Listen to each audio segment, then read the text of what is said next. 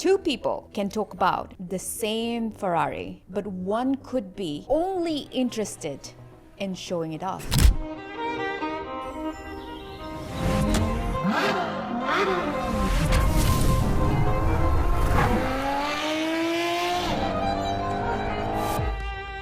But there might just be another type who is not interested in showing at all that it even exists in his garage. Hi, if you're new here, we are Beyond Performance.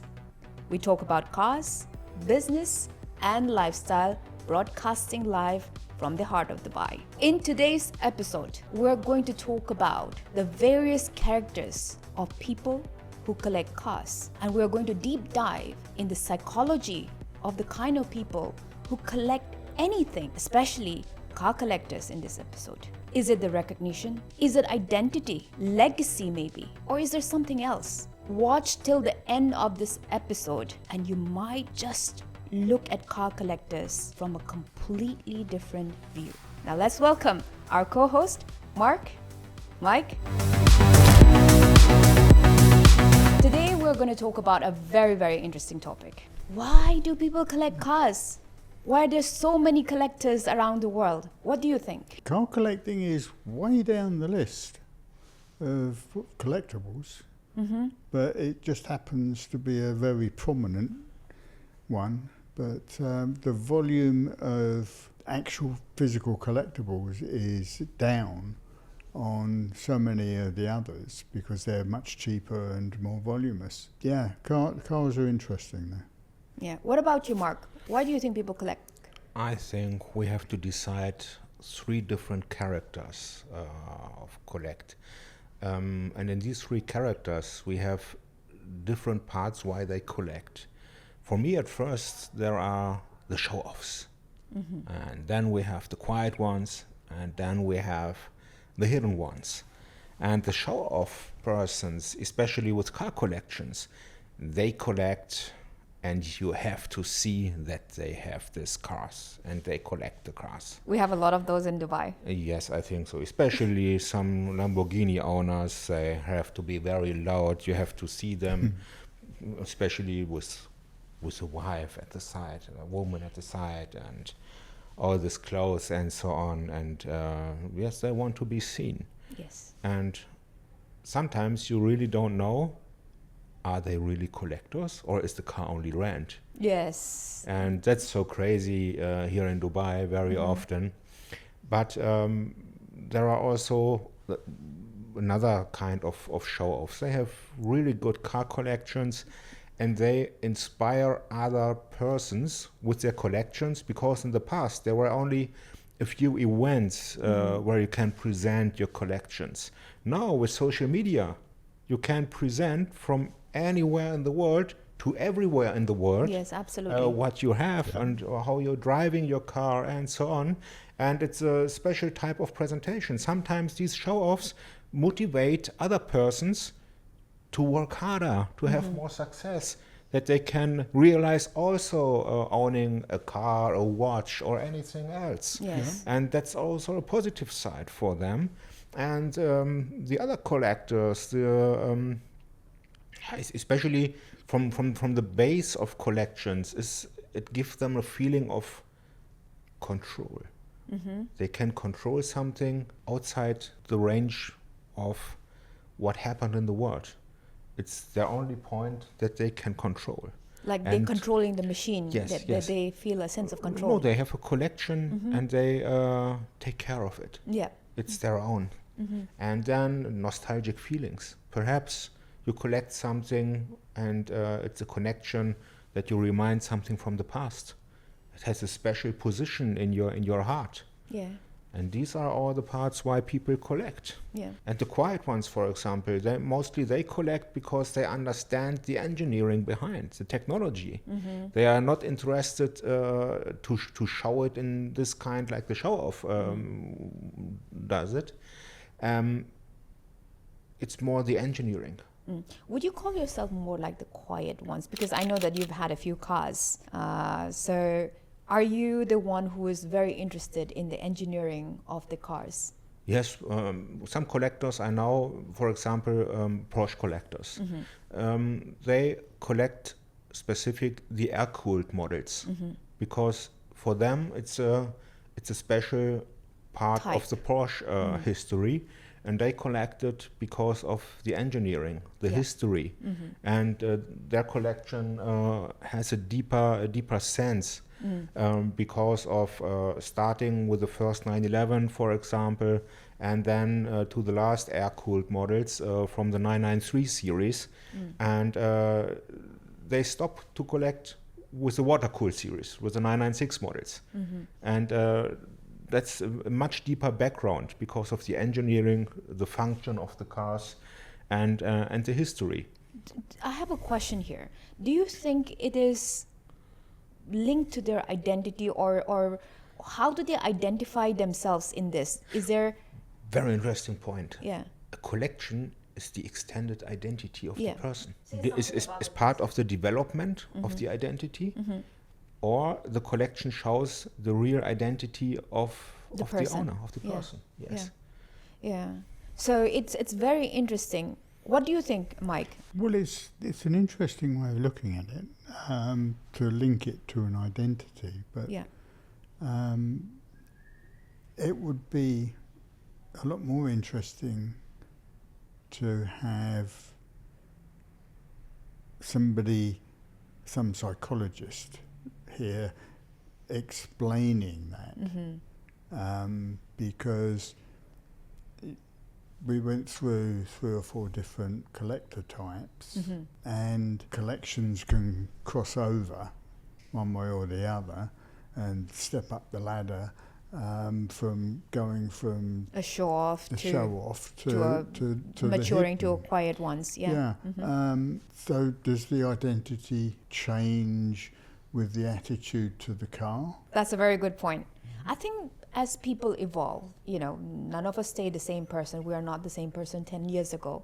So perhaps the psychology of these collectors, they also tend to change as they evolve, and perhaps there is, as you mentioned, they crisscross from maybe a show-off to becoming more of a quiet one, and then the show-off doesn't always go away, and there could be some day that they really want to show off, and they do, right? Yeah, many of the show-offs tend to be the younger ones. I can't imagine you trying to show off a car. Would you show off your Porsche? Well, I get in it and drive it, and I park it up, so I'm showing it off, but I'm not going to stand there and pose for a picture with it, for sure. Yeah. But a younger person... That's not what I got it for.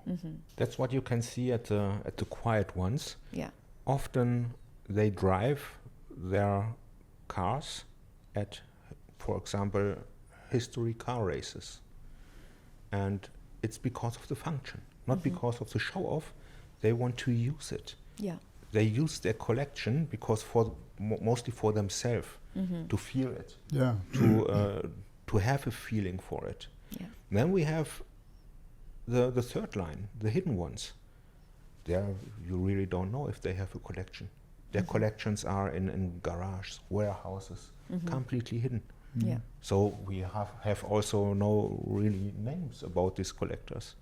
And yes, because they are hidden.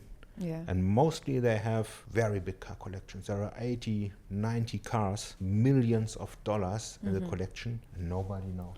But if you look at the psychology side of it, why do they keep them hidden? Is it because of fear-based? And that fear base can go way back into the early beginnings of life. Sometimes they see the collection in the first point like an investment. And over the years, some cars are rare, more rare than before, and the value is increased. And then is the point they want to secure something. Perhaps they buy a one-off car only to secure it, that nothing happens to it. So that nobody races it or something like that, just to preserve that legacy. Yes. But surely, if that is the intention, keeping it hidden from everybody else is almost defeating the object. You're preserving it, but for what purpose? But maybe sometimes they can show it off as a museum piece. Didn't you mention, Mark, that they have car museums here in Dubai? Yes. Yeah. That there Very you go. strange collection. Have you seen it? I've seen pictures of it. Okay. And they've got a truck that's bigger than 2 houses. All right. Also a lot of military vehicles there. Oh, okay. They've got 2 cars that just park underneath, between the front wheels of this truck. We have to go and see this museum. So we talked about 3 different types of characters. The show-off ones. They could actually be a collector, or they could just be renting a car and just showing off. And then there are the quiet ones who are more interested in the engineering, the different types of car, the mechanics and the feel of the car. And there are the quiet ones that people don't even know that their collections even exist. What are the type of cars that each of these categories of this type of people, what would they be interested in? At the show-offs, it's very easy. You can see it on Instagram, YouTube, anywhere. Mm-hmm. And these are the typical cars. They are full of testosterone. Especially nearly all cars from Lamborghini. Then we have the special cars from Koenigsegg, Jesko, for example. Especially a person like Andrew Tate, presented everywhere. Yeah. He is very present at social media. Did he have a Bugatti as well? I think so, yes. Yeah. And yes, Bugatti is also a typical car for the show-offs. Everyone knows this car is very expensive. Yeah. Look at the special series like the Chiron Super Sports, for example, or I don't know what about the new tourbillon models. You can't see so much outside, but the Chiron is a typical show-off car. It's a kind of art to have a Pagani, a Zonda or a Huayra, but these are also show-off cars. Especially in London, you can see so many people. It's not very practical for London, but they have to park in Mayfair, Knightsbridge, anywhere there in front of the bars. And yes, you have to see, I am here, and that's my car. I thought Pagani is not a show-off car. I only knew about Pagani from you. Yes. And then I want you to tell me the story about Pagani and Lamborghini the other day. It's not exactly a street car for here either, with the size of the speed bumps we've got. No, exactly. Yes, Pagani is different. Pagani, I think it's completely over all characters, because the construction of a Pagani is art. How Horacio Pagani founded this company, it's like no other for me. Also, you have to respect the construction chain by Koenigsegg. They made the construction all themselves. It's the engine, the transmission, everything is made by Koenigsegg. Carbon fiber structure, and it's a very, very high production chain they have. And yes, I think a show-off will not bring the respect for the construction. That's more the quiet one. Yeah. And also the quiet ones, they are presented at a lot of events. The Ice St. Moritz, for example, Concorsa d'Eleganza at Lake Como in Italy. These are all these events where you can find the typical quiet one persons. So it's like a community of these quiet ones that they will come and showcase their cars, not on social media necessarily, but to show off and talk about their cars. It's like a community. Is that what I understand? Yes, in a small, close community. Yeah. Goodwood Festival of Speed in UK is also an example for it, Yeah. or some classic races. Goodwood Festival of Speed is showing off the car, but it isn't racing. Yeah. It's called Festival of Speed, but that's because they drive quickly there, but it's not racing each other. But they do a lot of historic racing in the UK. Silverstone, Brands Hatch, Thruxton, Stanterton. It's very popular over there, and you see some really beautiful $1 million+ cars racing. Racing. And they are not just round the track. They are racing competitive. This historic cars. Yeah. Oh my. Okay. And that's the point. At these events, you show your car to persons they are really interested. Yeah. And the show off at social media, you have to see it if you want or not. Yeah. And so, when you ask me for the cars, the quiet ones are more on the technical side. Yeah. They collect other cars than the show-offs. For example, we talked about Porsche. The high engineering of Porsche. It's not only the right car for a show-off. It's more the history behind all the Le Mans victories and special series made by Porsche. Yeah. And also some Aston Martin models. They have the reminding of the history. They collect older DBS models, for example, or very old DB models, DB3, DB4, DB5, and so on. And yes, that's more on the quiet ones side. Yeah. Or older Ferraris, very classic Ferraris. A 550 Maranello, for example, for a show-off, that's not the right car. So I remember you telling me about this story a few days ago that I would like for you to share with the entire audience.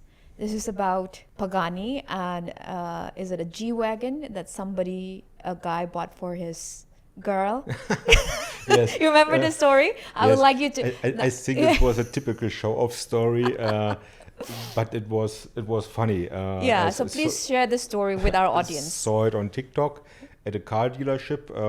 There was a rich young man. He bought a Pagani Huayra for his girlfriend, and she came in and said, "What's that?" And "That's a Pagani." "I want to have a Ferrari. What's a Pagani? I don't know. I want to have a Ferrari. Nobody knows what the Pagani is." "This car costs more than 3 Ferraris." "Oh, no, for me that makes no sense. I want a Ferrari. I don't know a Pagani." And also with a G-Wagon, it was a Brabus. And she said, "I want a Mercedes G-Wagon. What is a Brabus? I've never seen a Mercedes with a B on it."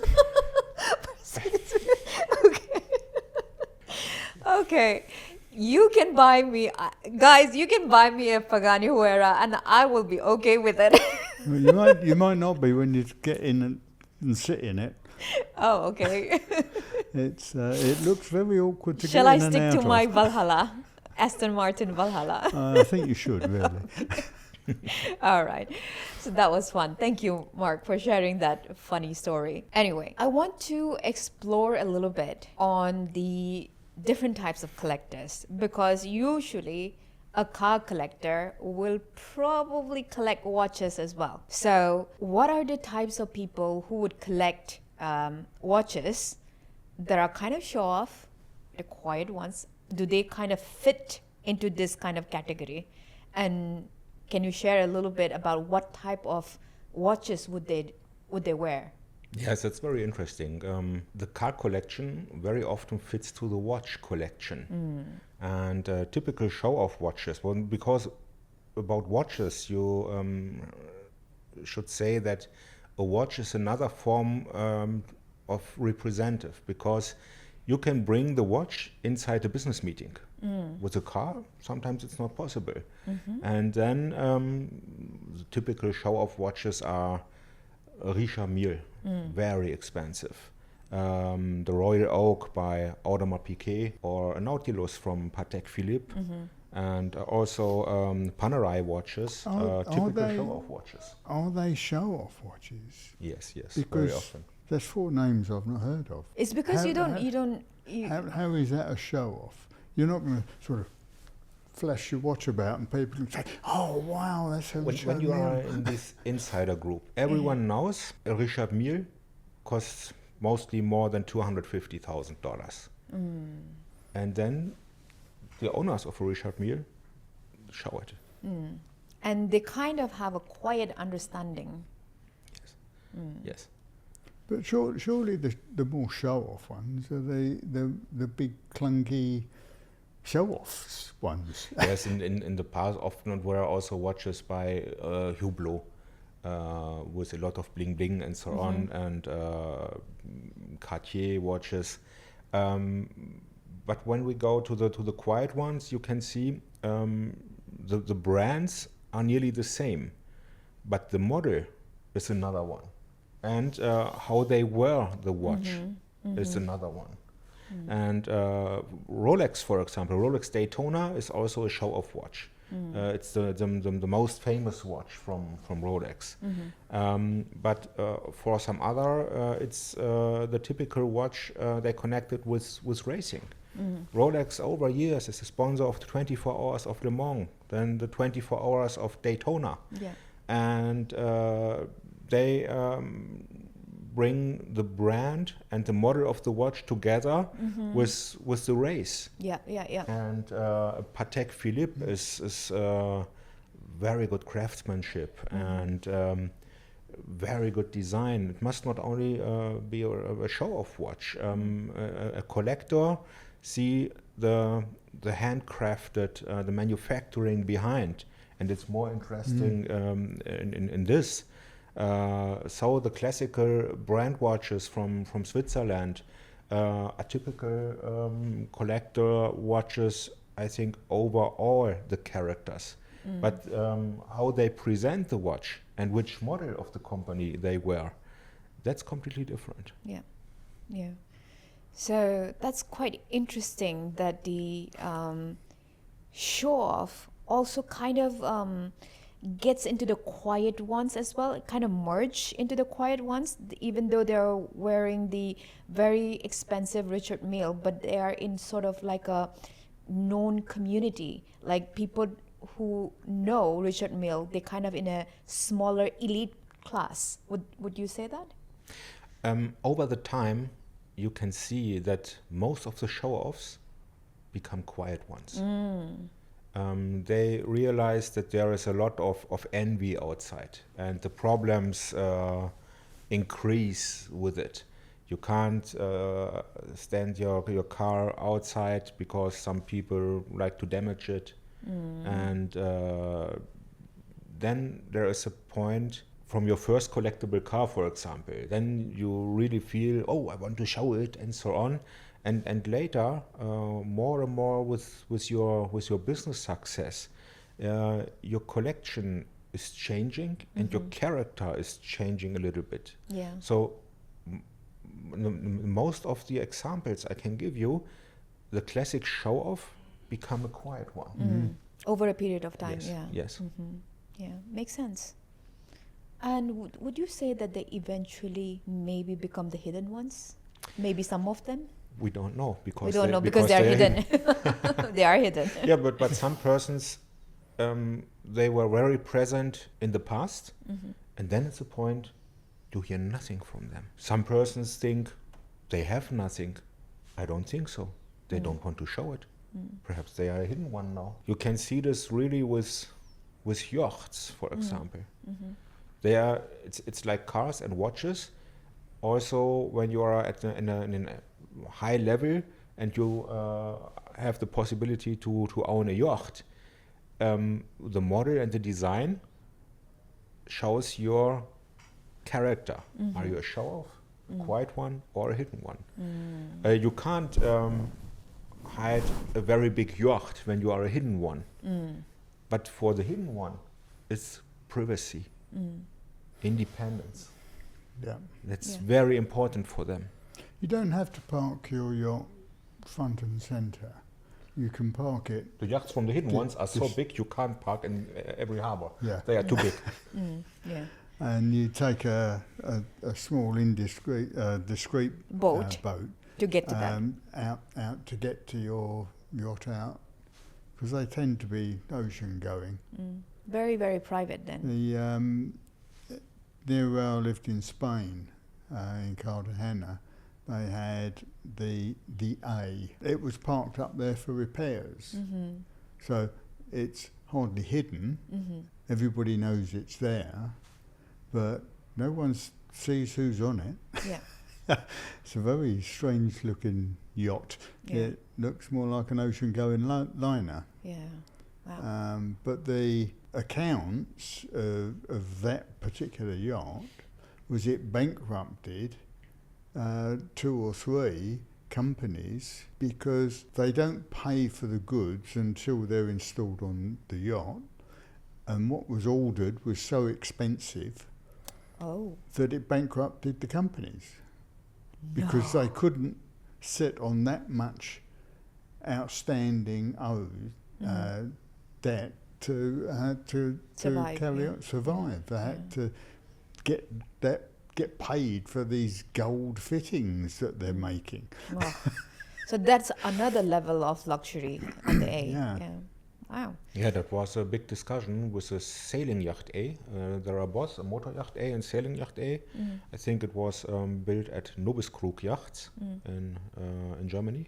And yes, there was a big discussion with the payment in the past. Oh, Yes. wow. Yes. Anyway, I want to ask you guys, are there any known collectors, car collectors that you guys know and would want to bring up in this discussion? Nick Mason. Nick Mason, Yeah, okay. the drummer from Pink Floyd. Yeah. He's got a big collection, and he is one of the ones that goes to historic racing and races.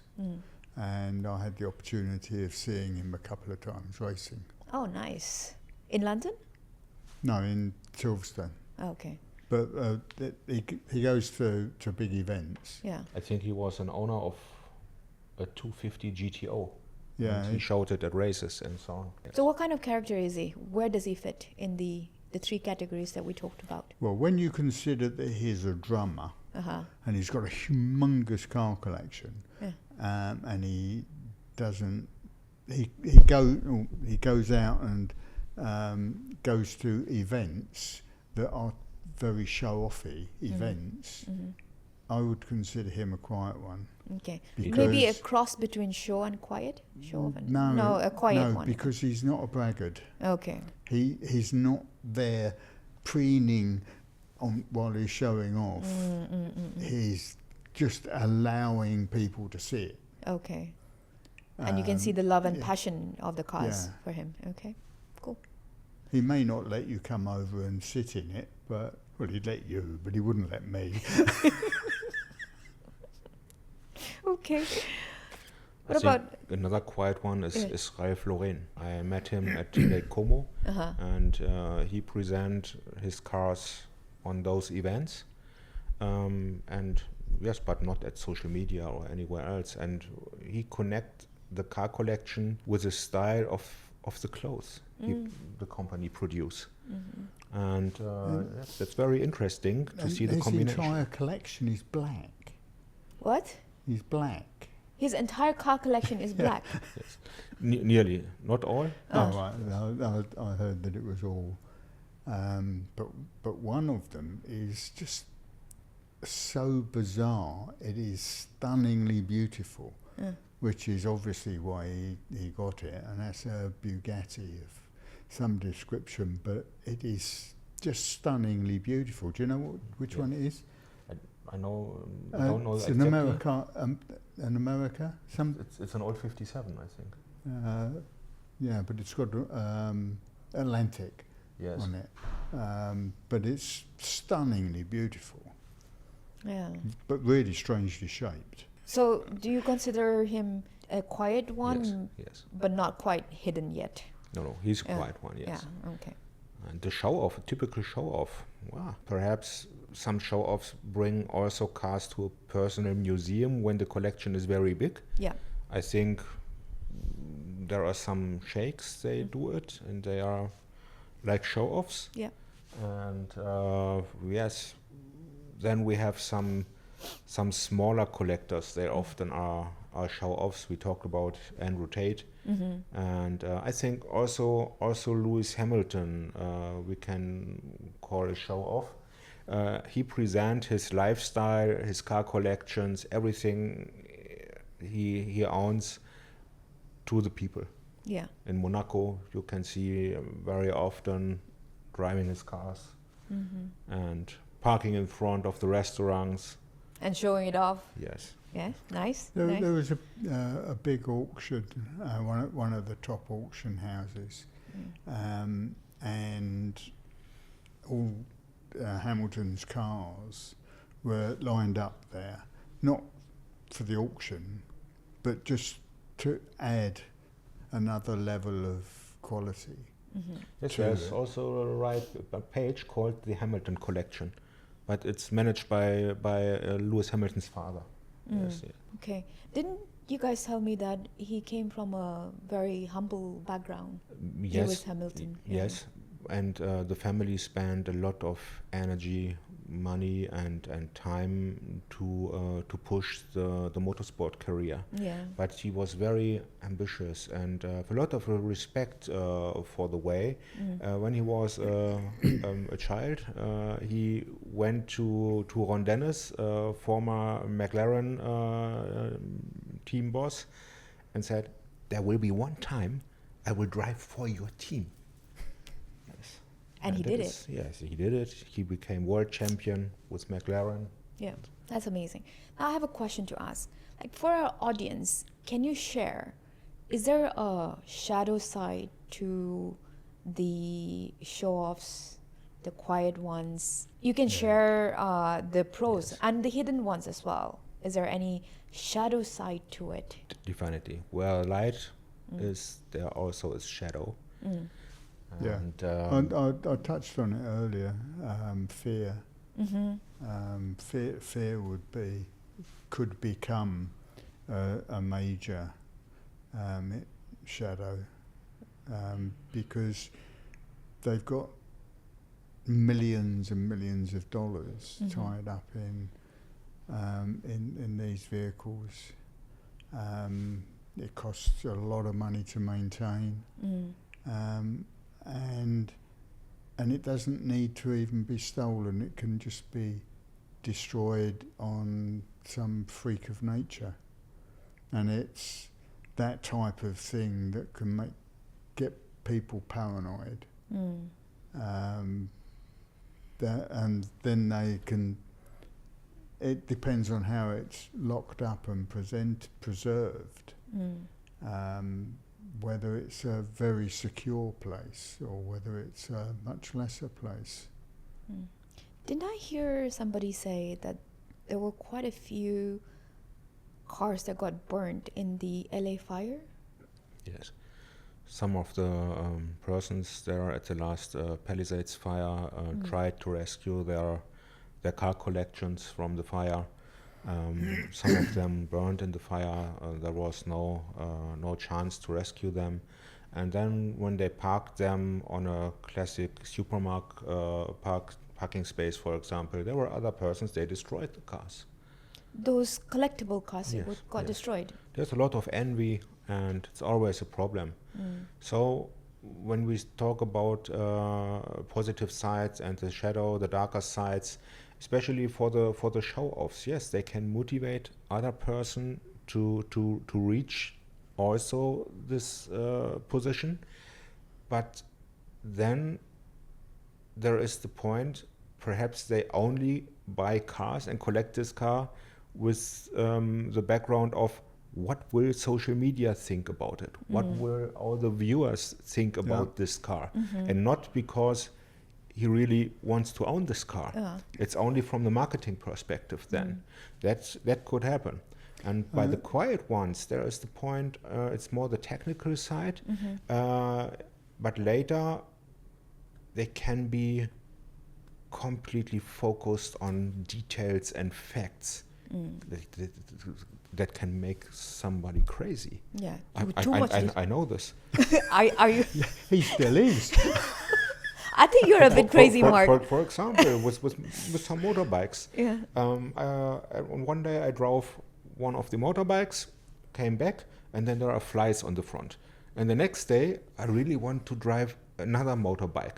No, it's not possible because one is completely clean. The other one has flies on it. I have to clean the other bike with the flies on it at first before I can ride the other one. Because two dirty bikes, panic. It's not possible. Yeah. Can't handle this. Too much details, too much love of the vehicle. Yes.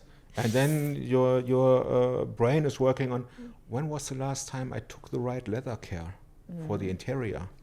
Is it really good? Should I make something else? Oh, look at the carbon fiber there in front. There is a little point. I have to do something with it. Oh, I don't know. And you get crazy in one time. That's the darker side of the quiet ones. Yeah. All the detail love can make you crazy. Like it almost sounds a little bit OCD, obsessive compulsive. Perhaps. Yes. Perhaps, yeah. In your case, is that a disorder, or you're just that passionate about it that you want it to look pristine all the time? But there's always one point when passion brings illness. There was a very good song from Queen, Freddie Mercury. Too much love will kill you. Too much love will kill you. Yes. So aptly said. Yes, that's right. That reminds me, I saw this picture of a car collection that has gathered dust. And it's very poorly kept, but it looks like a lot of beautiful cars and a lot of classic cars. What happened there? I think you mean the car collection of the Sultan from Brunei. Yeah. More than what 200 cars. Uh-huh. And yes, they are standing around there. Every special model from Ferrari, the whole line of the Ferrari production inside a big hall. Yes, you can't drive it, and it's standing in an area where you have a lot of sand and dust. Yes, but he only wants to own all those cars. But surely he's got this humongous collection. Yes. Surely he wants to keep it clean. Well, the picture that I saw was quite sad. Yeah, It I had can imagine. it had collected so much dust, and it looked like it was not cared for a very long time, and it's almost looked like it was deteriorating. But it was just a picture, and it does not necessarily mean that it is what happens. Yeah, that's very good. So, are there any type of collectors? Mike, you are an artist. There are a lot of art collectors. Oh yeah, many. Yeah. Do you want to more art collectors than car collectors? Okay. Do you want to share a little bit about art collection? Maybe the psychology behind the people who collect. I don't know. The psychology behind the people that own the really classical pictures is very strange, because you go out and buy a Monet or a Rembrandt, and you cannot keep it. It has to be kept in an environment conducive with keeping a 200 or 300-year-old picture in a beautiful condition. Is it because the environment might deteriorate? Absolutely. Okay. And that is, for these pictures, they need a special environment. Some of the modern art works, you wouldn't know whether it was damaged or not, so it's okay. But if you look at some of these others, especially the portraits, Rubens' portraits or Rembrandt's portraits, and they have to be kept in special environments so that they stay in that condition. And they've got to be kept in there and cleaned properly, regularly. Yeah. You can't just go over there with a wet rag and wipe it down. You've got to really take care of these things. Do you think there are different types of show-off collectors in art and maybe quiet ones? Oh, there's definitely quiet and hidden ones. Yeah. But the hidden ones,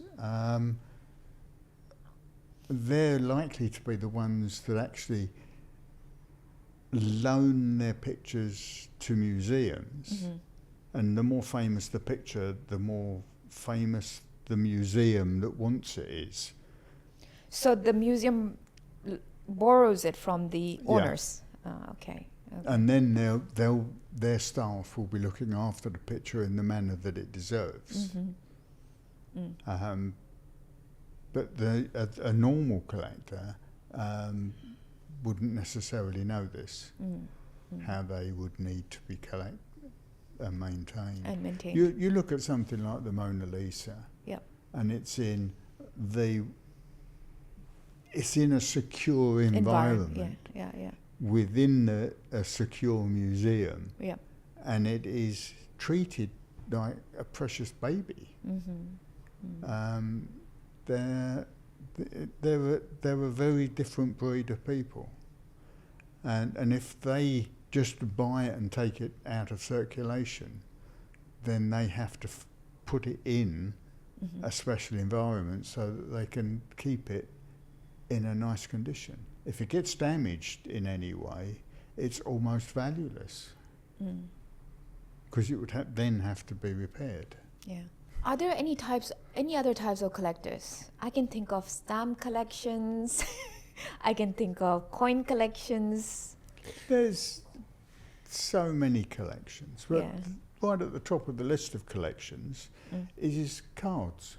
Cards. Yeah, What kind of cards? the football cards and baseball cards and okay. that type of memorabilia cards. Yeah. And then just down from that is kids' toys. People collect kids' toys? Yeah. That's kind of strange. Okay. I think we also have to make another decision Oh. to consume, Oh.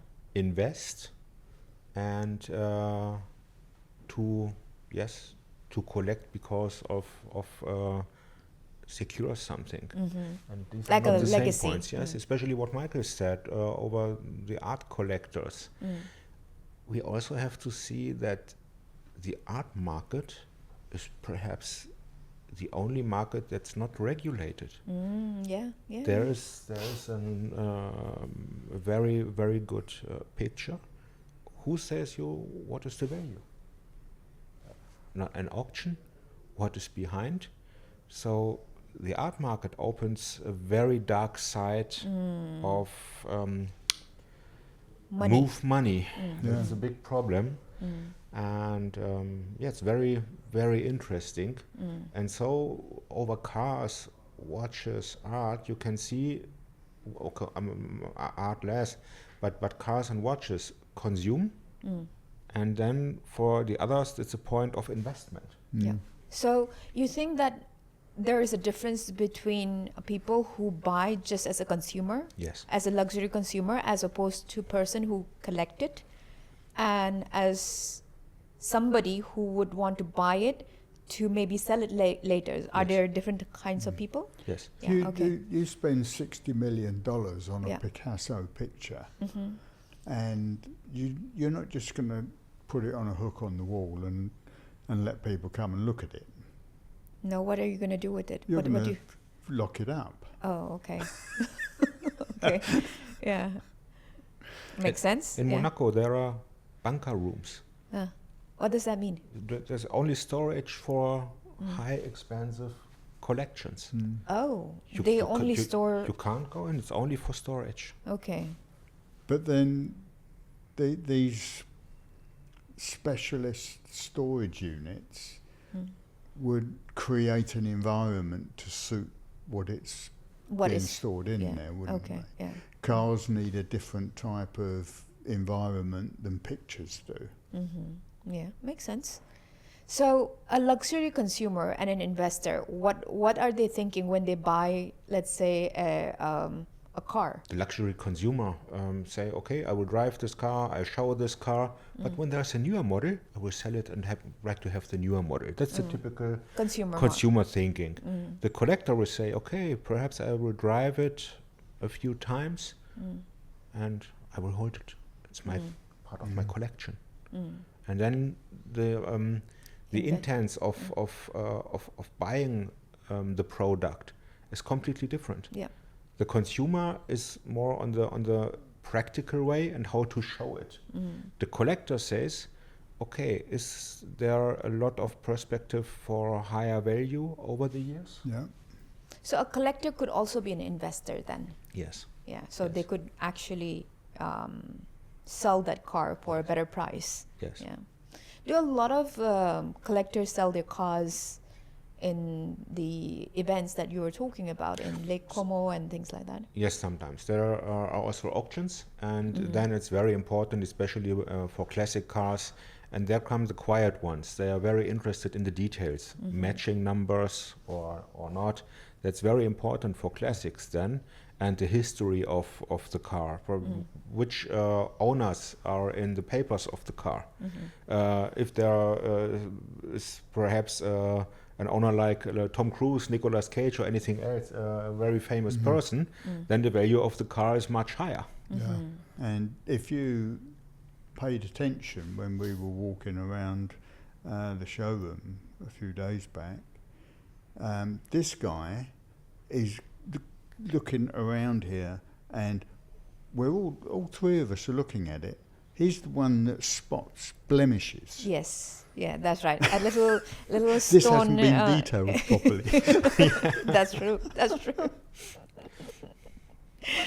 Oh man. So I have a quick question.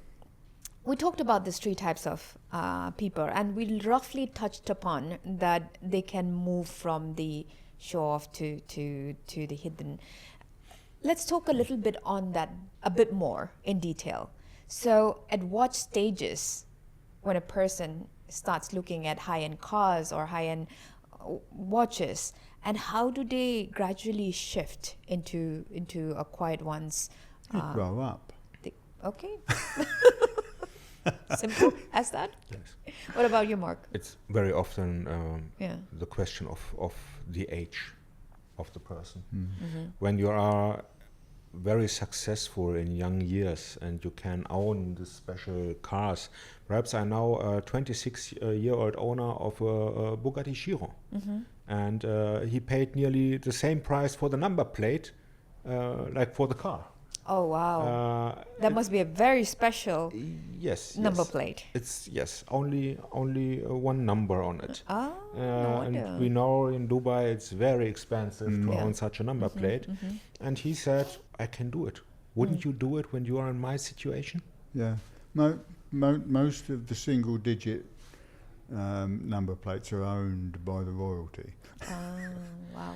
And that's the point. And I think when you see other collectors over the time, when they start to buy those expensive watches, cars, and so on, later, after 5, 6, 7 years, when they are a little bit older, they have a different position in thinking and to see the world around them. They have another perspective, and then most often they become a quiet one. That's the next station. Yeah. Do most people stay at the quiet ones? And I'm guessing that not everybody becomes a hidden one. No. I think somebody also start as a quiet one. Over generations they have big collections, and the success is over generations in the family. And mostly they are no show-offs. Show-offs mostly are the young, very successful person when they got the first millions, and then they start as a show-off. And later, very often, they become the quiet ones. But the position to become a hidden one, I think that the hidden ones are very special. Mostly they haven't started as a show-off, and mostly they are the very rich persons over generations of the family. And some of it is inherited through the lineage, where the parents and the grandparents bought cars that were in their period. They were still outrageously expensive, but not to the extent they are now. But they've inherited them, and they've got a car that's now worth multi-millions, and it was tens of thousands when it was bought. Didn't your father buy a lot of old cars? Yes, but he wasn't a collector or anything. Imagine if he would collect. You could be a billionaire by now. He was a dodgy dealer. he would like so many people, he just picked up a car fixed it up, sold it, because that's how life was then. Yeah.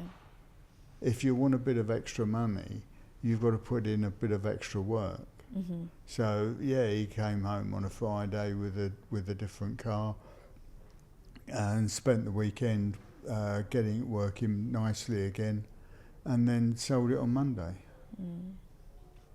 They didn't hang around for long, Yeah. even the nice ones. Well, I have really enjoyed our discussions. Do you have any final words on car collections, watch collections that you would like to share with our audience? I think especially car collections will change over the years. The very Why is rare that? cars, the very rare products will increase in the value massive because of all the changes with regulations and the different powertrains we would expect in the next years. I think collectors will change. I don't know in which direction it will go, but it's very interesting to see what will happen. Yeah. What about you, Mike? Do you have anything Well, that you'd like to add? If people are thinking about starting collecting, like most things, there's a lot more to it than just going out and buying a nice car. Because these high value cars, especially if you're starting a collection of them, they've got to be insured, and that's expensive. They've got to be stored, and that's expensive. And if you want to maintain them, that is hugely expensive. If you want to have them maintained in a pristine condition. So don't go into it, oh, I've got £10,000, I'm going to go and spend £10,000 on this car, and then take it home, and yeah, you've just spent £10,000 on a car that you can't drive, and you can't afford to do anything else with it. So just be careful. You can go out and spend £10,000 and get a really nice car, but if you're starting a collection there, it's going to cost you a lot more. Sometimes it's also a part of obsession. Yeah. And there are, for many people, they are changing also to more flexibility and independence than to be obsessed with a big garage. Yeah. Makes sense. Yes. As a final question, I'm going to ask you to put your imagination hat on. Imagine we are at 2050. How does the world of car collection look like 24 years down the line? 2050. There is a possibility that there won't be a car collection because no one's going to be able to do anything with them. They'll all just be museum pieces. Do you think it's because of the politics changing everywhere? If it carries on the way it is, especially in the West, they're going to over-regulate to such an extent that people won't even be able to have a car collection. Remember the phrase, "You will own nothing and be happy"? I hope the world does not come to that point. What about you, Mark? 2050, what do you think the world of collection looks like? Lucha. I think we will see a reduction of the show-offs and more intensive, quiet ones. They are very focused on own racing legends, for example, 24 Hours of Le Mans, winning cars, and other most famous endurance racing, for example, or very rare limited editions, one-of-ones, prototypes. There will be collectors, but with another perspective. Yeah. I think show-offs, very strong reduction, quiet ones, more intensive, and the hidden ones They will be always there, and you will not see them. You know, sometimes it makes me wonder, 2050, maybe we're going into a futuristic world, you know, with AI coming in, driverless cars coming in. Maybe we'll just have flying cars all over and just quiet flying cars, and that's going to be the new taxis. Who knows what world we are heading into, you know? Transportation is a changing process, and I think it's one of the parts in our world where we have the biggest development, the kind of transportation and the technology behind. But a car collector, there will be always a place For them in this world. and there should be also always a place to drive and enjoy very rare cars, very old cars. That's also the point of the powertrains. We talked about it in another episode with e-fuel, for example, to keep all this historical cars alive. That's a very big point in history of engineering, and somebody should take care of it. Yes, absolutely. Amen to that. We hope that you have enjoyed this beautiful conversation around the different types and different characters of the people who collect cars and the multiple other types of collections. If you have enjoyed this podcast, make sure you drop us a comment and let us know, what do you think the world looks like at 2050? And would there even be a car collection at that time? Let us know in the comments below. Thank you. See you in the next episode.